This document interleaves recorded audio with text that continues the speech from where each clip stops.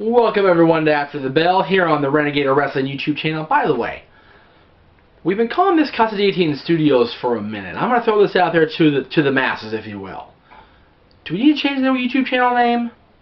Or is Renegade Wrestling just the guy on this channel? Because he is, man. He's been doing this channel when nobody else was. Do we leave it on there? What do you guys think? Yes, sir. I actually have changed the headline name so it says Casa de 18 Studios. I just can't change the URL. Oh, we can't do that? That's lame. YouTube, y'all suck. Alright, well, never mind then. Forget that question. It didn't happen. After the Bell is now on the air. Click, take two. Ooh, okay, there we go. Alright. This is from Ishida1017 on YouTube. Thank you for the question. What are your favorite beaten up moments in WWE? Mine are Stone Cold versus Eric Bischoff at No Way Out. That's definitely a good one. Stone Cold versus Booker T in a supermarket. And Nexus debuting and beating up John Cena. Super Cena, he says. Well, JJ wants me to say Super Cena, of course. Most of y'all want me to say Super Cena. You know what it is? And y'all are going to laugh, because a lot of you haven't seen this if you don't own the No Way Out DVD from 2003. Mine is Stone Cold and Chief Morley, Val Venus. Stone Cold returned unofficially that year before No Way Out at a live event at the live moment after Raw went off the air at Staples Center, and proceeded to chase Bischoff down. He stunned Chief Morley, I think, about 568 times, give or take a couple. He even cracked him over the head with a full beer can. You could hear, we were sitting up there at Staples in the 200s. You could hear that beer can crack off of Morley's head all the way up there. We were on the opposite side of the ring from him at that. Crack! Austin whooped Morley's ass. Yeah, he stunned Jericho. Yeah, he stunned, tried to stun Bischoff, didn't get to him. But it was amazing how much Sean Morley, Val Venus, got his ass whooped. That's my favorite. If you haven't seen that, Netflix or rent or somehow get a hold of No Way Out 2003. You can see it by the Rock Hulk picture, the Stone Cold Bischoff picture, and the Triple H Scott Steiner picture. I know, Triple H Scott Steiner. You don't have to watch that part. It's okay. You just go to the extras on the DVD and watch the beatdown from February 10th, 2003, I believe is when that happened. Don't quote me. But great moment in WWE history that not a lot of people have seen, but now you can. Check out the DVD. This is from Ganja 420. God, he's on YouTube. Ganja. Ganja. Oh yeah, see, yeah, obviously. I'm not hip to the lingo, I don't speak weed, sorry. Don't smoke the stuff. Okay.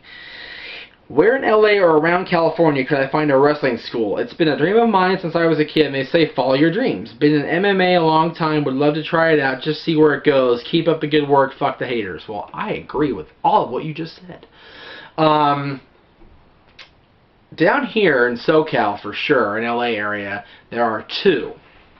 One's not really in LA, one's in Orange County, but the two of them that I would recommend to anybody out there is two that we've showcased on Dads of Wrestling and on this channel. The Santino Brothers Wrestling Academy, SantinoBros.net, and Mach 1 at M1Wrestling.com. Both of those schools are tremendous. They're run by great guys. At the Mach 1 school, the head trainers, I believe, still are Joey Ryan and Johnny Goodtime. Those of you who don't know who they are, YouTube them and research. Joey Ryan, you should know from Ring of Honor and WWE jobbing. Good time too, though. And the Santino Bros is run by Joey Chaos of XPW and recently NWA Hollywood fame, and apparently he came back to NWA Hollywood at the last tapings, and Jay and I missed him. We were very upset at this. Very disappointed. Chaos runs that. Mongol runs that. Angel from XPW is also there doing training, so there's a lot of guys there that really help you out. They run a very tight school. They're both awesome, in my opinion, and you can learn leaps and bounds compared to other schools, in my opinion. So, SantinoBros.net, M1Wrestling.com. Check both those guys out.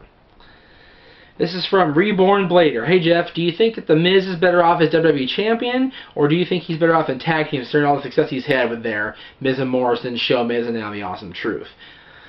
Part of me thinks the tag team is the way for Miz to go, because he's had very successful tag teams. You've had Show Miz, you've had Miz and Morrison, as you said, Blader, you've had now The Awesome Truth.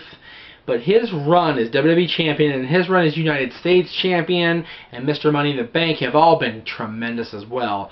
Miz is one of those guys that's very versatile and can do it all. Miz is what he says he is. He is awesome. And there's nobody that can deny that except the haters. They hate me, they hate Miz, they hate all the people that realize what great talent truly is. And it bugs me that so many people hate on Miz, but you know what? Miz worked his way up into his spot. He earned everything he's got. He came from MTV Reject all the way to WWE Champion and WrestleMania headliner. Cannot deny the success of The Miz.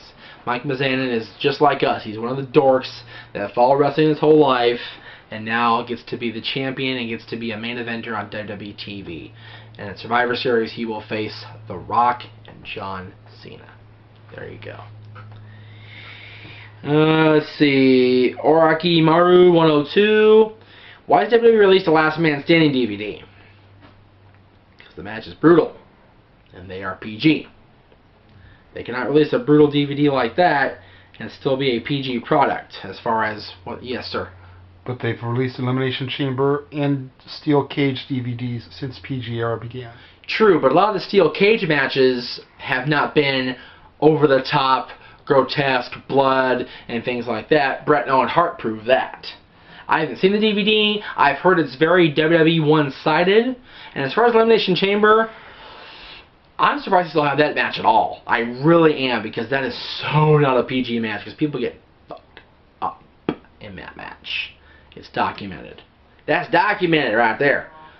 But Last Man Standing is something where you have to beat your opponent so bad that they can't answer a 10 count. Not only that, there hasn't been a whole lot of outstanding Last Man Standing matches.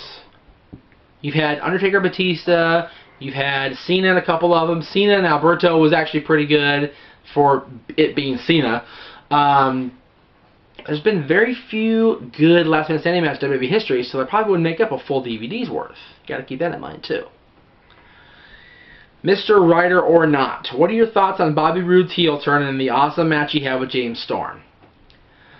I'm so glad somebody asked me this. I've been wanting to talk about this.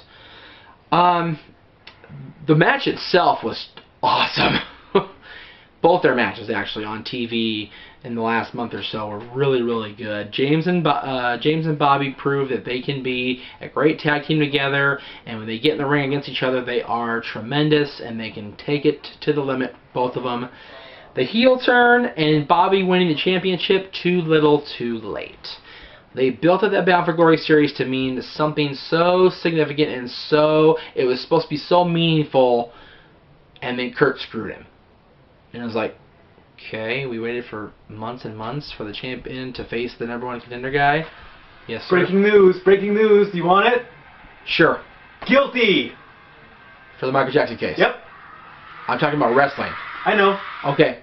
We'll talk more about it. We'll talk more about it. Oh, there you go. You got it on your. It's on your show. But it's not going to be up for a couple weeks. That couple weeks. Probably. At least next week. That's okay. Thank you for the verdict. Michael Jackson's doctor is guilty. For those of you that don't know it already, you don't watch the news, there you go. I'm sorry. It's okay. Don't worry about it, dude. The Bobby Roode heel turn, unnecessary, I think. Breaking up Fortune, purely necessary. Daniels being a heel and now Bobby being a heel. So stupid.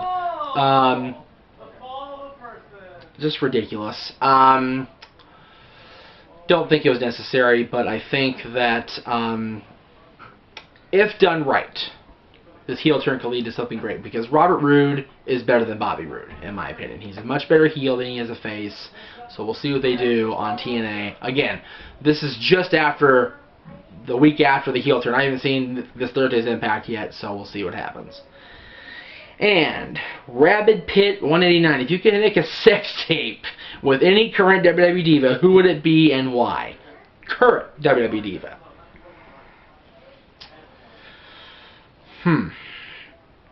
I would say Beth and Natalia, but I'd be afraid they'd break me. And like bend me in positions I'm not supposed to be in.